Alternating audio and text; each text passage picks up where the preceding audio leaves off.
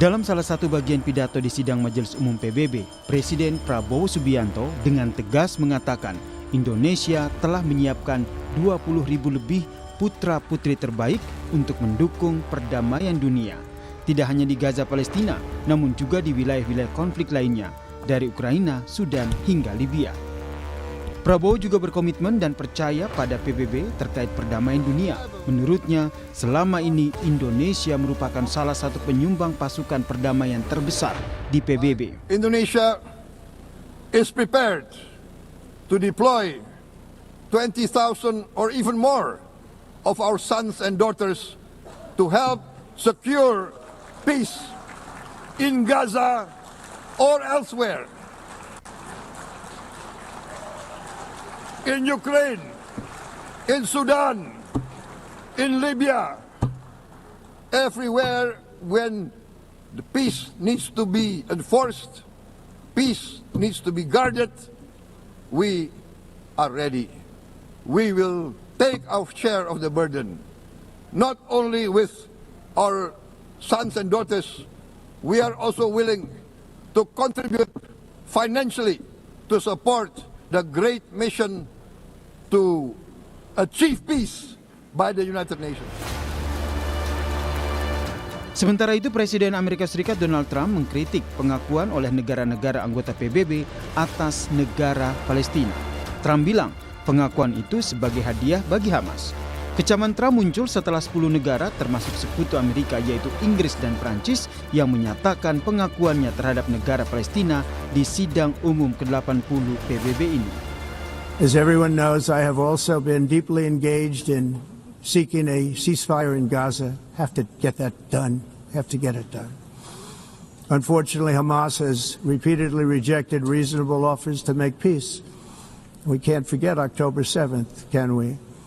Now, as if to encourage continued conflict, some of this body is seeking to unilaterally recognize a Palestinian state. The rewards would be too great for Hamas terrorists for their atrocities. This would be a reward for these horrible atrocities, including October 7th, even while they refuse to release the hostages or accept a ceasefire. Selain Indonesia, sejumlah negara Eropa kini berdiri mengakui Palestina. Presiden Prancis Emmanuel Macron resmi menyatakan Prancis mengakui Palestina sebagai negara. Sehari sebelumnya, di tengah persiapan sidang umum PBB di New York, Inggris juga resmi mengakui Palestina, disusul Kanada dan juga Australia. Saat ini lebih dari 150 dari 193 negara anggota PBB telah resmi mengakui kedaulatan Palestina. Jumlah ini mencakup 81% anggota PBB. Ini pun menunjukkan PBB secara de facto sudah mengakui kemerdekaan Palestina karena 3/4 dari anggota PBB telah mengakui kemerdekaan Palestina. Tim Liputan, Kompas TV. Gelombang dukungan negara anggota PBB menguat.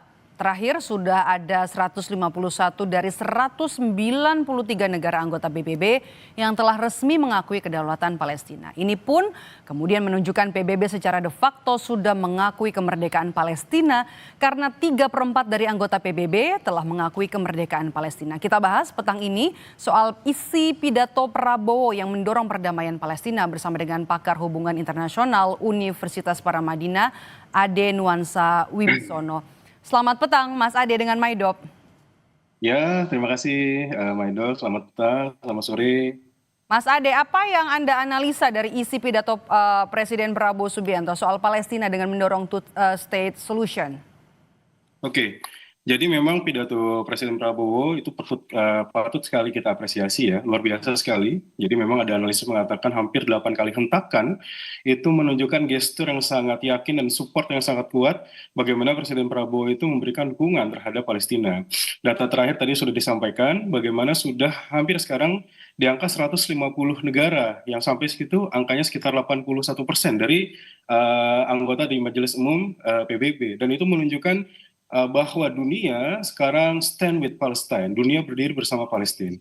Analisa dari pidato Presiden Prabowo yang lain adalah bagaimana dia mengatakan aspirasi historis Indonesia sebagai sebuah negara yang memahami betul dampak dari kolonialisme. Kita ratusan tahun, beberapa abad merasakan penderitaan di bawah kolonialisme, dan dengan amanat dari Undang-Undang Dasar Preambul Undang-Undang Dasar 1945, Indonesia berdiri untuk memperjuangkan tidak ada lagi penjajahan di atas muka bumi. Dan misi inilah yang kita tangkap dari pidato Presiden Prabowo di sidang majelis umum PBB kemarin. Seperti itu, Maido. Yang kita lihat juga dari momen Presiden Prabowo Subianto di markas PBB begitu ya. Prabowo juga diundang oleh Trump karena yang dipandang memiliki atau punya pengaruh besar dan juga punya kontribusi yang nyata bagi upaya perdamaian di Palestina. Ini bisa dikatakan atau diartikan kalau pandangan Prabowo Subianto ini didengar oleh Trump?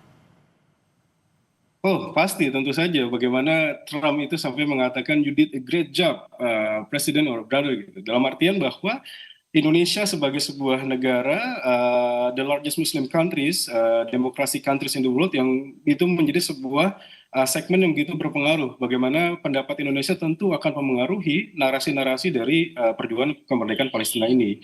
Kita juga jangan lupa bagaimana karakter politik luar negeri kita, yaitu bebas aktif. Bagaimana dulu Bung Hatta memberikan arahan mengayun di antara dua karang, lalu juga politik bebas aktif, bagaimana kita berdiplomasi di antara great powers, itu menunjukkan bahwa apa yang dilakukan Presiden Prabowo saat ini itu dilakukan sebelum dia hadir sidang Majelis Umum PBB. Kita jangan lupa bagaimana viralnya foto Presiden Prabowo berdiri dengan pemimpin-pemimpin yang dianggap sebagai oposisi dari Amerika Serikat, yaitu atas undangan dari Presiden China Xi Jinping di parade kemerdekaan, parade militer di China, berdiri dengan Presiden Rusia Vladimir Putin, lalu Presiden Xi Jinping, Presiden China, dan Presiden Korea Utara Kim Jong Un. Di situ akhirnya kita bisa melihat bagaimana Presiden Prabowo ini membawa Indonesia itu pada posisi leadership yang sangat unik, yang dia menunjukkan independensi dari karakter politik luar negeri kita, bebas aktif, dan dia menjadi bridge building, yang artinya Indonesia mampu menjembatani kepentingan di antara negara-negara besar, seperti itu. Mas Ade,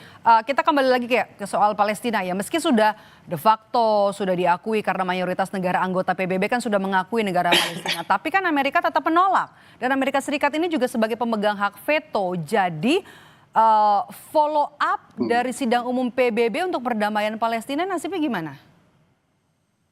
Oke, ini tindak lanjutnya adalah bagaimana narasi dari mayoritas sidang umum anggota majelis sidang umum yang hampir 81% ini, tentu saja ketika Amerika dia kembali misal melakukan veto atau tindakan yang mencederai semangat dari seluruh dunia ini, tentu akan semakin melemahkan positioning Amerika. Kita tentu paham bahwa Trump adalah presiden yang sangat cowboy, dalam artian dia sangat anti traditional style dari Donald Trump. Tentu saja apa yang sudah dilakukan oleh Presiden Prabowo dan sebelumnya sudah dilakukan voting ya terkait dengan isu kemerdekaan Palestina, tentu ini akan semakin memperkuat tekanan terhadap Amerika Serikat. Apakah dia akan berdiri di sisi yang salah dalam sejarah kemanusiaan? Tentu ini akan menjadi sebuah tindakan politik yang memalukan dan tentu akan semakin menurunkan kredibilitas Trump, tidak hanya dalam konteks politik internasional, tapi tentu akan menurunkan kredibilitas dia dalam politik domestik. Dan itu semua akan kita lihat dari langkah-langkah yang akan diambil oleh terkait isu ini. Itu jawaban saya. Oke, baik. Terima kasih atas pandangan Anda, Ade Nuansa Wibisono, pakar hubungan internasional dari Universitas Paramadina, sudah bergabung bersama kami di Kompas Petang. Sehat selalu, Mas Ade.